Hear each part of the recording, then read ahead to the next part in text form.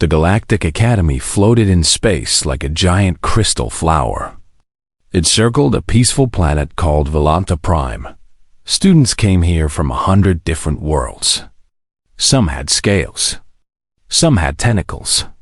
Some were made of light. Some were clouds of gas inside floating glass balls. They all came to learn together. On that morning, a small transport ship landed at the docking bay. New students arrived all the time, so nobody cared much. But when the door opened and a girl stepped out, many aliens stopped talking. They stared at her with strange expressions. Her name was Yuna. She was 17 years old. She came from a place called Earth, from a city named Bizon. She was small compared to most aliens. Her skin was light brown, her hair was black and long, and her eyes were dark like deep water. She had 2 arms and 2 legs. She looked simple, plain, weak. The Academy's computer had listed her planet as Sol 3. Nobody knew where that was. Nobody had heard of humans before. Earth had only met aliens 18 months ago. Yuna was the first human student ever sent to this school. She was an ambassador for her whole world. She walked through the hallway, carrying one small bag. Everything she owned was inside it. She had grown up in an orphanage. She had no parents, no money, no powerful family. The government had chosen her for this program because she was smart and strong in ways that did not show on the outside. A tall alien watched her from across the hall. His name was Tvix. He belonged to a species called Malorians. He stood almost 3 meters tall. His body was covered in shiny blue and green scales. He had 4 arms and a face like a lizard with sharp teeth. His father was a powerful senator in the Galactic Council. Tvix ruled the third-year students. Everyone was afraid of him. Next to Tvix floated his best friend, Orin. Orin was a Frau, a species that looked like a ball of blue jelly inside a floating sphere. He talked by making his body glow in different colors. "What is that thing?" Orin asked, his body flashing yellow with curiosity. Tvix clicked his teeth together. It was how his species laughed. "I do not know. But it looks boring here. Maybe this little creature can give us some fun." Yuna did not hear them. She was too busy looking at everything around her. The walls were made of something that looked like glass but felt warm. Strange plants grew in corners. Robots floated by, cleaning the floors. Everything was so different from Earth. She found her room. It was small but clean. The bed was made for beings that breathed oxygen like her. She put down her bag and walked to the window. Outside, she could see stars. Millions of them. Back home, her grandmother used to tell her stories about spirits living in the sky. Now Yuna was living among the stars herself. Her grandmother had died 2 years ago. She was the only person who had ever loved Yuna. After she died, Yuna had nothing left on Earth except memories. When the government asked for volunteers to go to space, Yuna raised her hand. She had nothing to lose.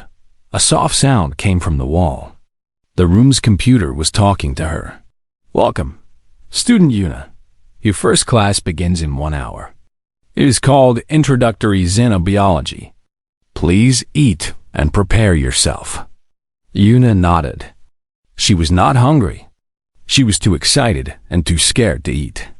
She washed her face, changed into the academy uniform, and looked at herself in the mirror. The uniform was gray and simple. It made her look even smaller than before. She thought about what her grandmother always said. "Yuna, you are like water.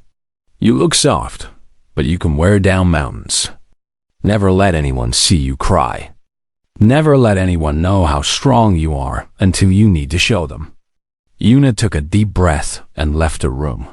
The hallways were crowded now. Classes were about to start. Aliens of every shape and size walked past her. Some flew, some crawled. Some teleported short distances. Yuna had to dodge and weave between them. Many aliens stared at her. Some pointed. She heard whispers in languages she did not understand. The translator device in her ear could not catch everything, but she understood enough. They were talking about how strange she looked, how small, how weak. She kept walking. The xenobiology classroom was huge. It had seats designed for many different body types. Yuna found a small chair near the back and sat down. She took out her tablet and waited. Other students came in. A group of Melorians sat near the front. They were all tall and covered in scales of different colors. A family of Villani, small furry creatures with big ears, huddled together on the left side. Some Nexians, who looked like giant insects, clicked and buzzed as they found their spots. Nobody sat near Yuna. Then Tivix walked in. The room became quiet. He moved like he owned the place. His forearms swung casually at his sides. His eyes scanned the room and stopped on Yuna. He smiled. It was not a nice smile. He walked toward her. His friends followed. They stood around her desk, blocking her view of the front. "Hello, little creature," Tivix said. His voice was deep and rough. "I am Tivix. My father is Senator Relox. Everyone here knows me, but I do not know you." Yuna looked up at him. She did not blink.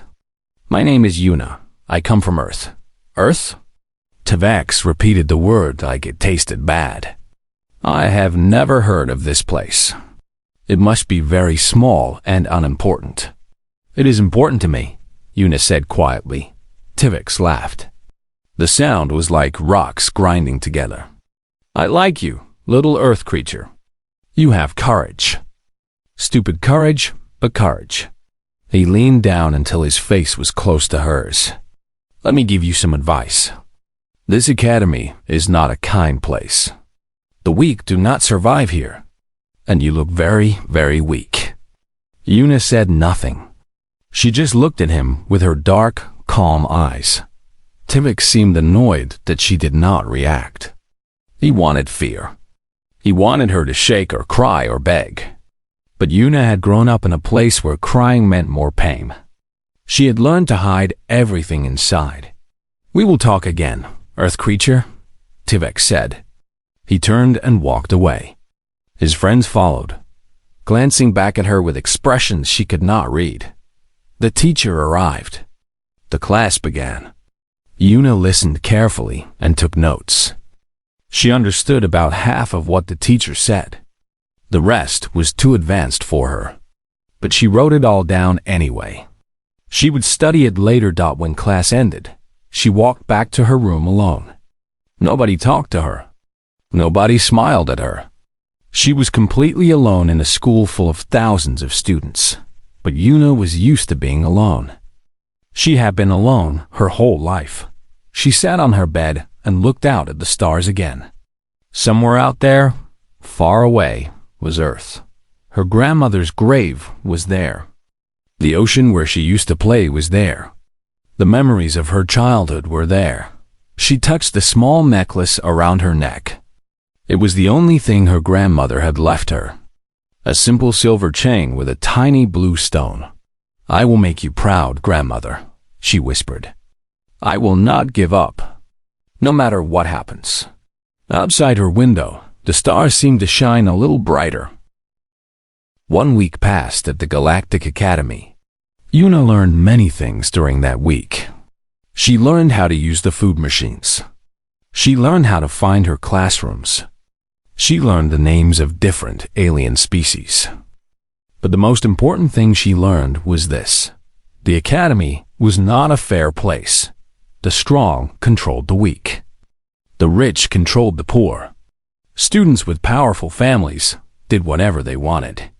And Yuna had nothing. No power, no money. No family, no friends. Tivix decided to make her life difficult. It started with small things. Yuna would save her class notes on the school computer. The next day, they would be gone. She would ask the computer what happened, but it would say there was no record of her files. Someone was deleting them. Her food machine stopped working properly. Every other student could order delicious meals from hundreds of different planets. But when Yuna pressed the buttons, she only got gray paste. It tasted like nothing. It had no flavor at all. She ate it anyway because she needed energy to study. Whispers followed her everywhere. She heard students talking about humans. They said humans were primitive. They said humans were violent animals who still fought wars over land and water. They said humans were barely intelligent enough to count their own fingers. Yuna knew these things were partly true and partly false. Yes, humans fought wars. Yes, Earth had problems. But humans were also kind. Humans created beautiful art and music. Humans loved each other deeply. The aliens only knew the bad parts of human history. In her gravitational physics class, the teacher assigned group work. Students had to form teams of 4. Yuna stood in the middle of the room, waiting for someone to choose her. Minutes passed. Everyone formed their groups. Nobody picked Yuna. The teacher, an old rock-like being named Professor Kath, looked at her with what might have been pity. "You will work alone," he said. "Complete the project by yourself." Yuna nodded. She did not complain. She stayed up late every night for a week, working on the project alone. When she finished, it was good enough to pass. Not excellent, but good enough. In the common area where students relax between classes, Tivek liked to make speeches. He would stand on a table and talk loudly so everyone could hear. "The human thinks it can understand quantum mechanics," he announced one day, pointing at Yuna across the room. "Her species still fights over basic resources. They have not even united their own planet. They probably still believe in magic and ghosts." Some students laughed. Others looked uncomfortable, but said nothing. Yuna sat in the corner, reading her tablet, pretending she could not hear. Inside, her heart hurt, but she did not show it on her face. The worst came during physical conditioning class. Yuna had chosen this class because she wanted to meet other students. She thought exercise might be a way to make friends. The class took place in a large gym with special equipment. The teacher was Coach Malara, a floating pink cloud inside a glass ball. Each student trained in their own pod. The pods could change gravity, temperature, and air pressure to match different planets. Standard galactic gravity was set for all students during group exercises. What Yuna did not know was that standard galactic gravity was very light. Most planets in the galaxy had weak gravity. Earth was different. Earth's gravity was much stronger than normal. When Yuna exercised in standard gravity, it felt like floating. It was so easy. She could jump higher. She could lift heavier weights. She could run faster. But she thought this was just how the equipment worked. She did not understand the truth. Tivix noticed how easily she moved. It made him angry. He wanted to see her struggle. One day, during training, Tivix walked to the control panel when Coach Malara was not looking. He pressed some buttons. Inside Yuna's pod, the gravity suddenly doubled. Yuna felt the change immediately. Her body became heavier. Each step required more effort. Her arms felt like they were filled with sand. She looked around in confusion, but nobody seemed to notice anything wrong. The other students expected her to fall. They expected her to cry out for help. Most species would have collapsed under that much gravity. The Frels would have turned to liquid. The Malorians would have broken their bones. But Yuna did not fall. She was breathing hard. Sweat ran down her face. Her muscles burned with effort. But she kept moving. She finished every exercise. She completed the entire training session. When class ended, Yuna walked out of the pod on shaking legs. Tivex watched her with narrow eyes. He could not understand what he had just seen. "Double it again tomorrow," he whispered to Oren. What Tivex did not know was that the double gravity was still lighter than Earth's normal gravity. Yuna had felt heavy, yes, but she had felt heavier every single day of her life on Earth. This was nothing new to her. That night, Yuna sat alone in her room. Her body ached. She was tired and hungry and lonely. She thought about giving up. She thought about going home, but then she remembered her grandmother's voice. "You are like water, Yuna, soft on the outside, strong on the inside." She opened her personal computer and started writing. She wrote down everything that had happened since she arrived. Every deleted file, every broken machine, every cruel word, every suspicious accident. She recorded dates and times and names. She did not know why she was doing this. Maybe she hoped someone would care someday. Maybe she just needed to remember that she was not imagining things. Then she started researching. She wanted to know more about Tivix and his friends. Where did they come from? What were their planets like? She searched the Academy database. She found Tivex's homeworld, Melorix. The file said it was a Category 2 planet. Yuna did not know what that meant, so she read more. Category 2 meant the planet was safe and gentle. The weather never changed much. There were no dangerous animals larger than a small pet. The ground never shook. The temperature was always perfect for life. The Melorians had evolved on a paradise world where nothing challenged them. For millions of years, Yuna searched for Orin's homeworld next. The Frel planet was Category 1, even safer than Melorix. It was a water world with no storms, no waves, no predators. Life there was peaceful and slow. Something cold formed in Yuna's stomach. She searched for Earth. The file was locked. Red words appeared on her screen. Classified access restricted. Why would Earth be classified? What were they hiding? Yuna stared at the screen for a long time. She thought about the gravity in her training pod. She thought about how easily she moved in this academy, while aliens twice her size seemed comfortable. She thought about all the things she had survived on Earth: earthquakes, typhoons, the freezing winters at the orphanage, the summers so hot that old people died on the streets. What if Earth was different?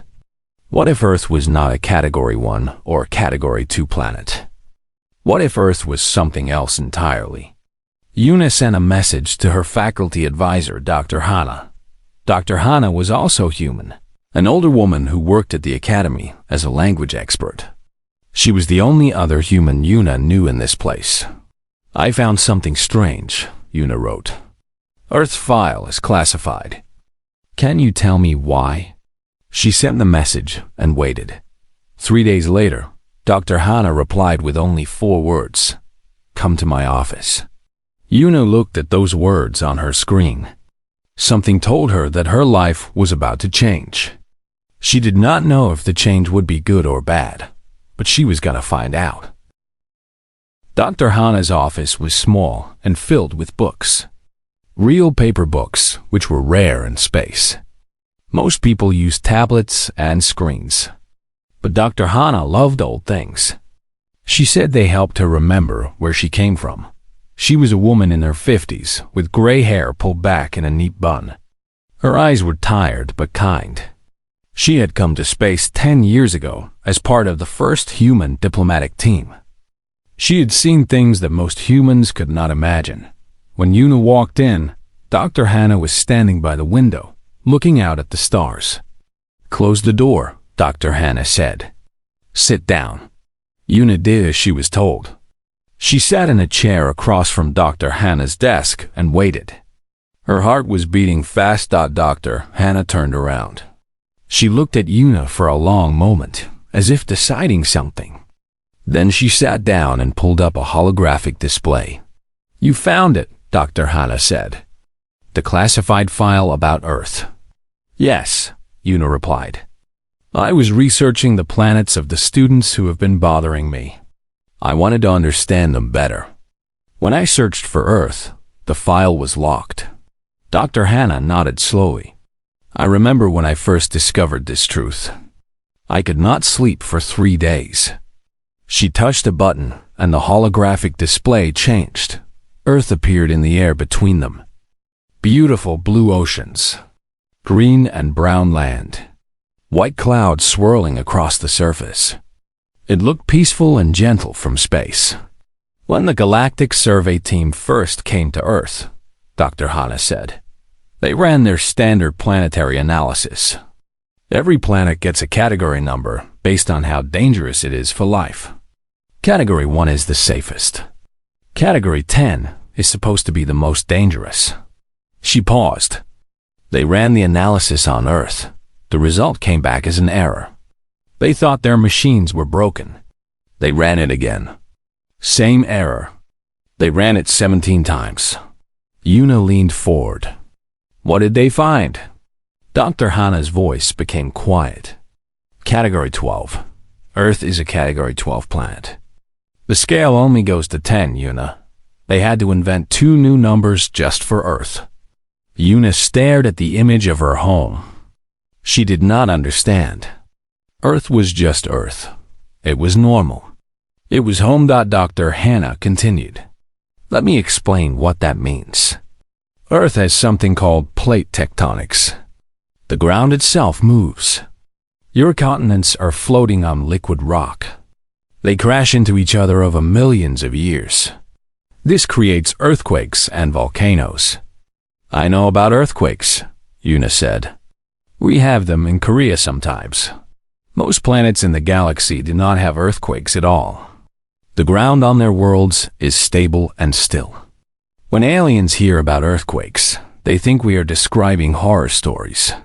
Dr. Hana touched another button. The display showed Earth's weather patterns.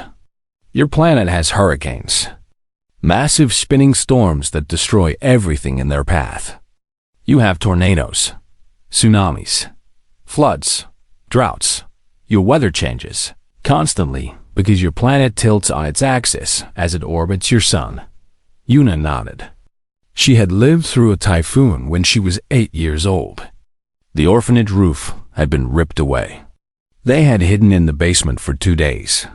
70% of Earth's surface is covered by water, Dr. Hana said. Do you know what water does to most alien species? It kills them. Water is poison to them. They cannot touch it. They cannot drink it. And your whole planet is drowning in it. This shocked Yuna. Water is poisonous? To most galactic life, yes. Your oceans are seas of death to them. And inside those oceans, you have creatures with hundreds of teeth. Sharks, whales, giant squids. Predators that have been hunting for millions of years. The display changed to show Earth's atmosphere. You breathe oxygen. Do you know what oxygen does? It rusts metal. It burns things. It is one of the most dangerous gases in the universe. Most species need special equipment to survive in oxygen. You breathe it naturally. Yuna touched her throat. She had never thought about breathing as something special. Your sun, Dr. Hana continued, produces radiation that causes cancer. Your atmosphere blocks some of it, but not all. You live under constant bombardment from your own star. And yet, you go outside and play in the sunlight. She turned off the display and looked directly at Yuna. Earth has experienced 5 mass extinction events: asteroids, ice ages, supervolcano eruptions. Each time, most life on your planet died. But life always came back, stronger, tougher, more determined to survive.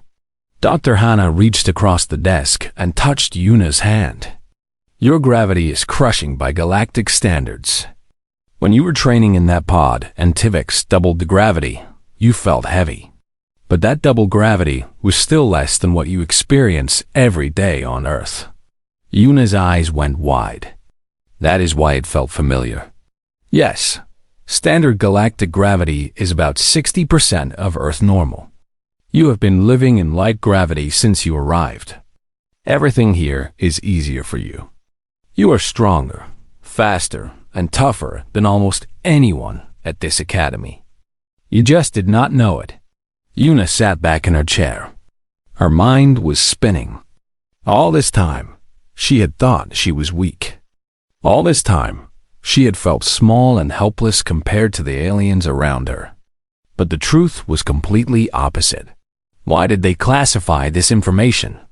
Yuna asked. Dr. Hannah sighed. Because they are afraid. The Galactic Council is terrified of what humanity might become. Think about it, Yuna. We evolved on a death world. Every human alive today is descended from survivors. Our ancestors were hunted by lions and bears and crocodiles.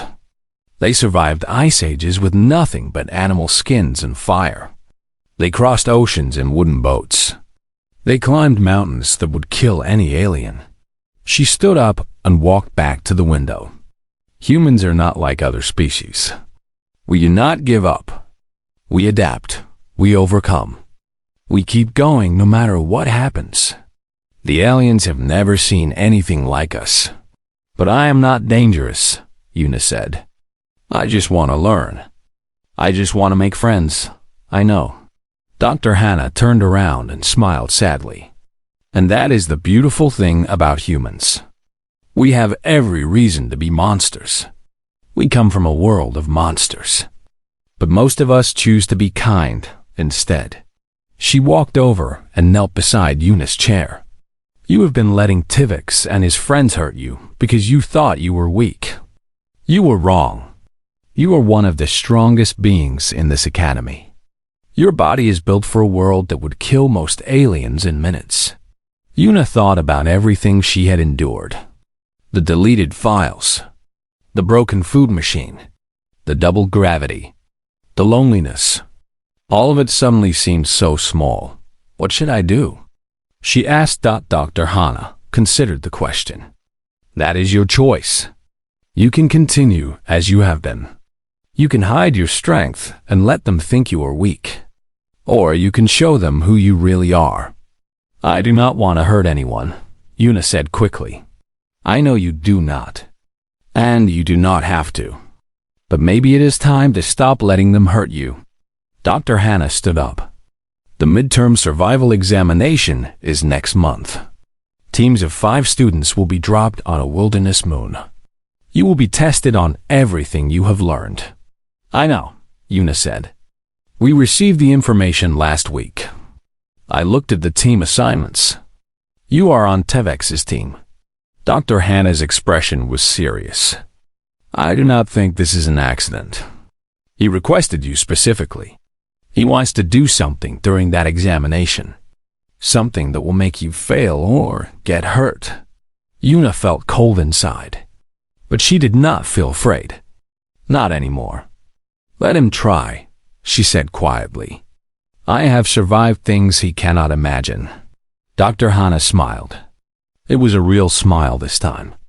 There is the human spirit. I was waiting to see it.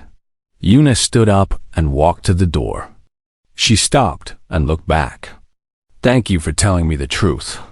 You deserve to know, Dr. Hannah replied. Now go, and remember what you are. Remember where you come from. You are a child of Earth. You are a daughter of the Death World. Nothing in this galaxy can break you unless you let it. Yuna nodded and left the office. As she walked through the hallways, everything looked different. The tall Malorians did not seem so frightening anymore. The floating Frels did not seem so impressive.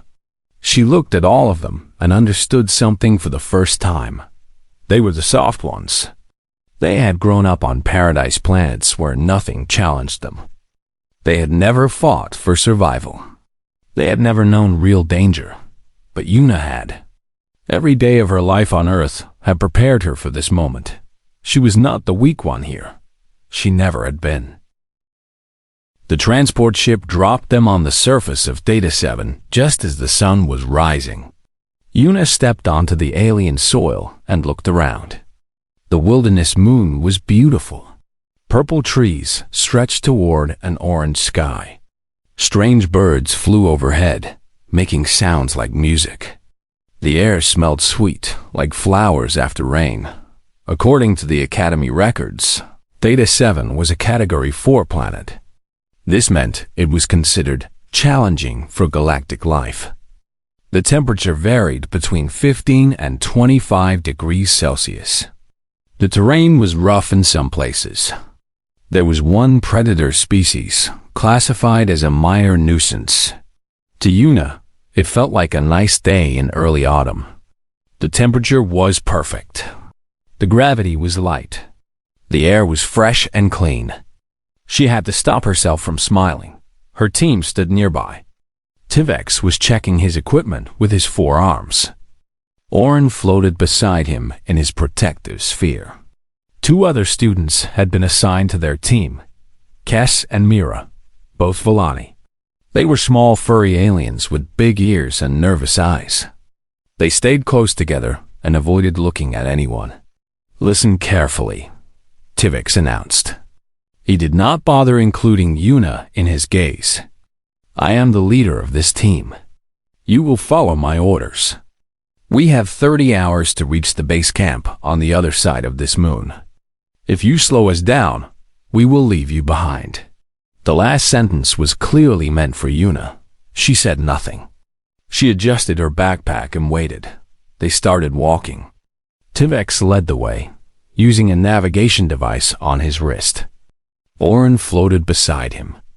Cass and Mira walked in the middle, jumping at every strange sound. Yuna stayed at the back, watching everything. The forest was thick but not difficult. The ground was soft with fallen leaves. Small creatures scattered away as they approached. Yuna identified several plants that looked similar to ones on Earth. Her xenobiology training was useful after all. 3 hours passed. They made good progress. Then they reached a river. The water was clear and slow-moving. It was maybe 1 meter deep at the deepest point. Small fish swam beneath the surface. Stepping stones made a path across. "We cross here," Tivex said. He pointed at the stones. "One at a time. Careful of the water." "The water." Yuna almost laughed. She had swum in the ocean near Bizan since she was a child. She had dove into rivers and lakes. Water was not dangerous to her. It was home. But to these aliens, water was death. Cass went first, hopping carefully from stone to stone. Mira followed, trembling with fear. Oren simply floated across. Tivex walked next, his 4 arms spread for balance. Yuna went last. She was halfway across when it happened. Tivex, who had already reached the other side, turned and looked at her. His eyes were cold.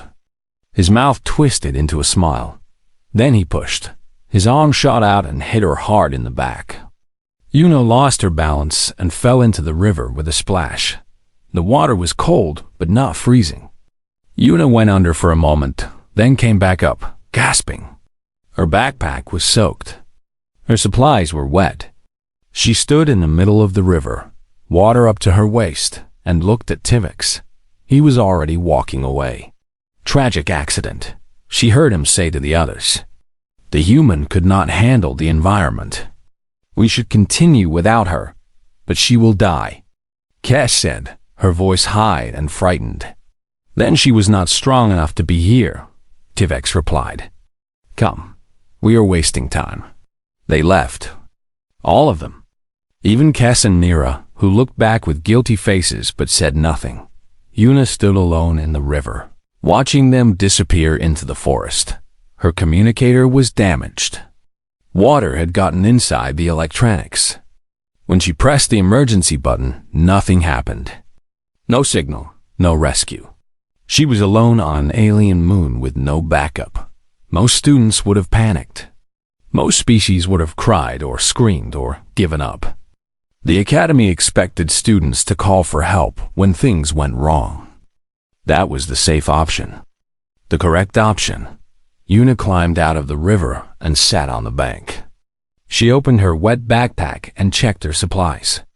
Most of the food was ruined. The emergency blanket was torn. The navigation device was broken. She had nothing except the clothes on her back and her Training. She smiled.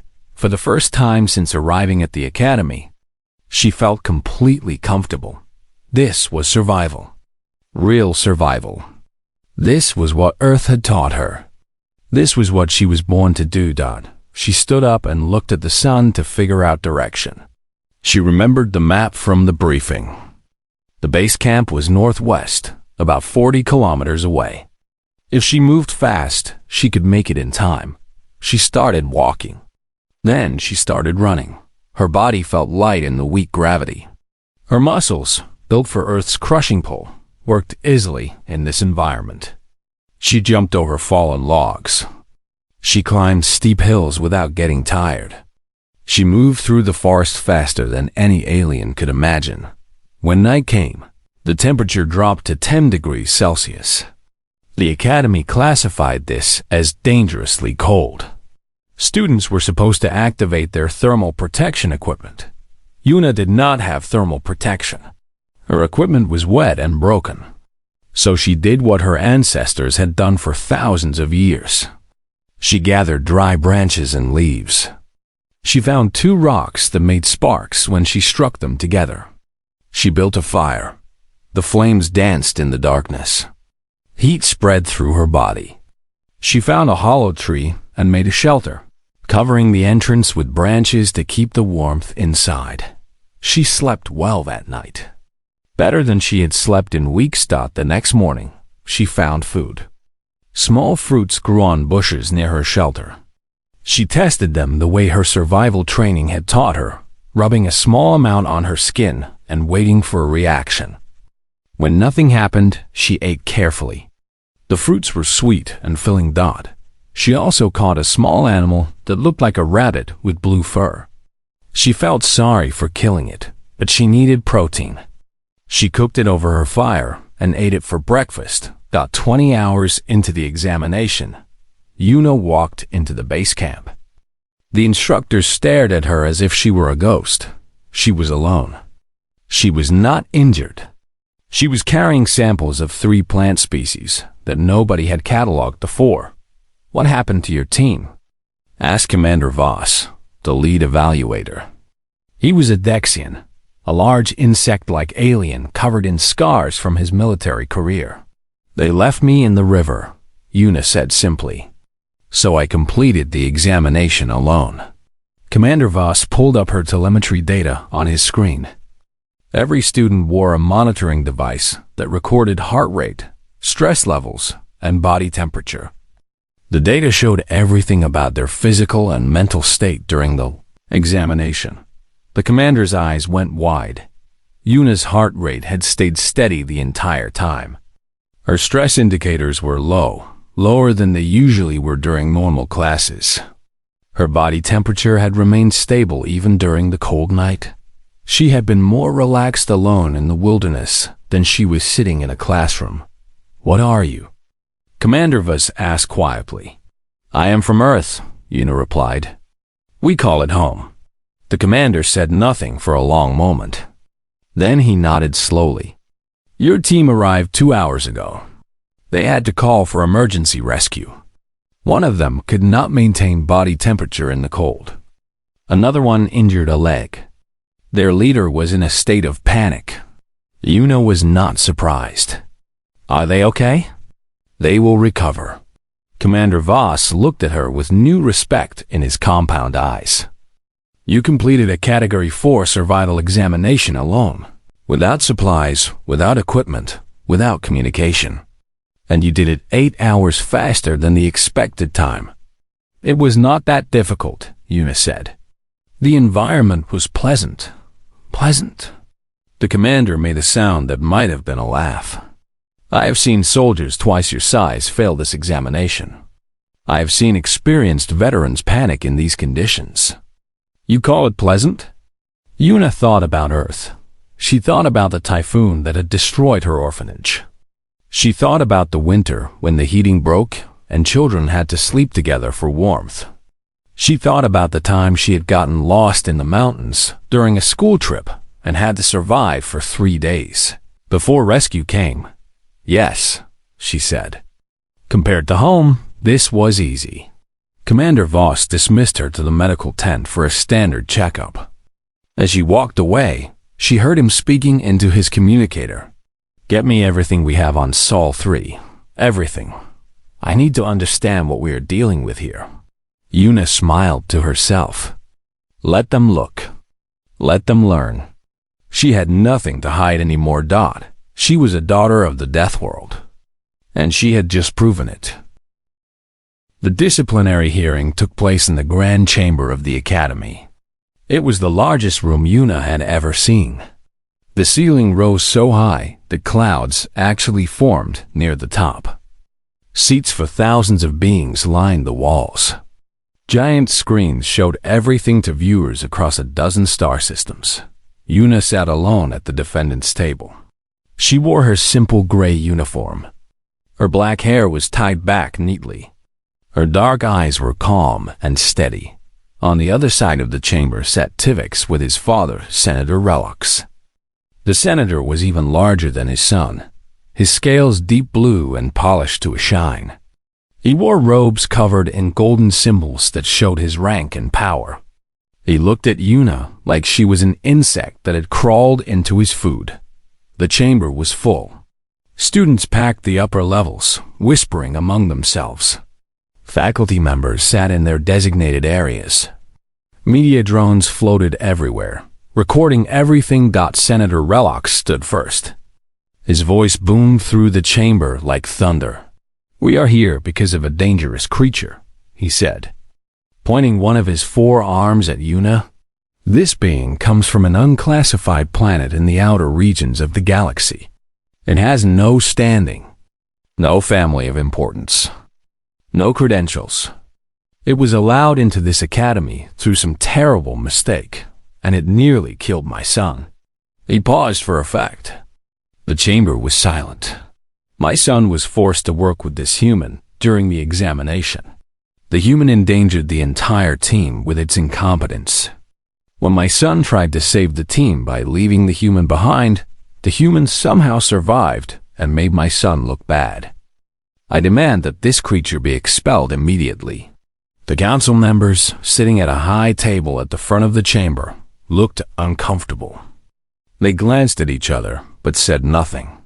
Then Commander Voss stood. "Permission to present evidence." The council leader, an ancient being made entirely of light, nodded.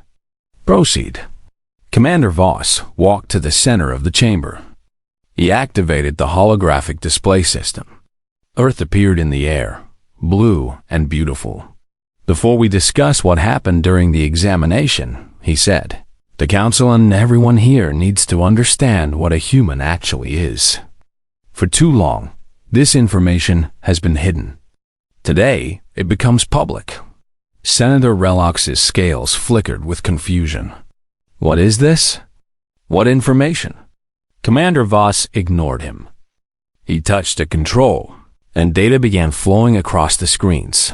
Numbers, charts, analysis. The Galactic Survey Report on Earth. Sol 3, also called Earth, is the homeworld of humans. When our survey teams first analyzed this planet, they believed their equipment was broken. They ran their tests 17 times. The result was always the same. The category number appeared on every screen. 12. Category 12, Commander Voss announced. The scale only goes to 10. Earth is the deadliest planet ever discovered that still supports intelligent life. The chamber erupted in shock noise. Aliens gasped and buzzed and flashed colors of disbelief. Senator Relox's mouth hung open. Earth is active tectonics. The ground shakes and splits open randomly. Entire cities can be destroyed in minutes. Images of earthquakes appeared on the screens. Buildings falling. Ground cracking. Earth has extreme weather. Storms that spin at hundreds of kilometers per hour. Walls of water that rise from the ocean and crush everything in their path. Images of hurricanes and tsunamis. 70% of Earth is covered in a substance that is poisonous to most galactic life. Water. Humans swim in it. They drink it. Their bodies are mostly made of it. The room was completely silent now. Even Senator Relox had stopped trying to speak. Humans breathe oxygen, one of the most corrosive gases in the universe. Their sun bombards them with harmful radiation constantly. Their gravity is nearly twice standard galactic normal. Commander Voss turned to look at Yuna. Every human alive today is descended from survivors. They evolved on a death world. They are built to endure things that would kill almost anyone in this room. He walked toward Yuna's table. This student has spent 6 months at our academy. During that time, she was tormented by other students who believed she was weak because she was small and quiet. He pulled up the telemetry from 37 when she was abandoned in an environment we classify as dangerous. Her stress indicators dropped. She was not fighting to survive. She was comfortable. To her, our Category 4 wilderness moon was a pleasant vacation. Senator Relox finally found his voice. This is lies. Propaganda. My son would never. Your son doubled the gravity in her training pod. Commander Voss cut him off. He deleted her files. He sabotaged her food supply. He pushed her into a river and left her to die. We have the records of all of it. The screen showed the evidence. Dates, times, security footage. Tvex's face went pale gray. His scales lost their shine. Commander Voss turned to the council. You classified this data because you were afraid of humanity. And you should be afraid. But not of what humans might do to us. He pointed at Tvex. You should be afraid of what happens when we mistreat one of them. The chamber fell into deep silence. Then Yuna stood.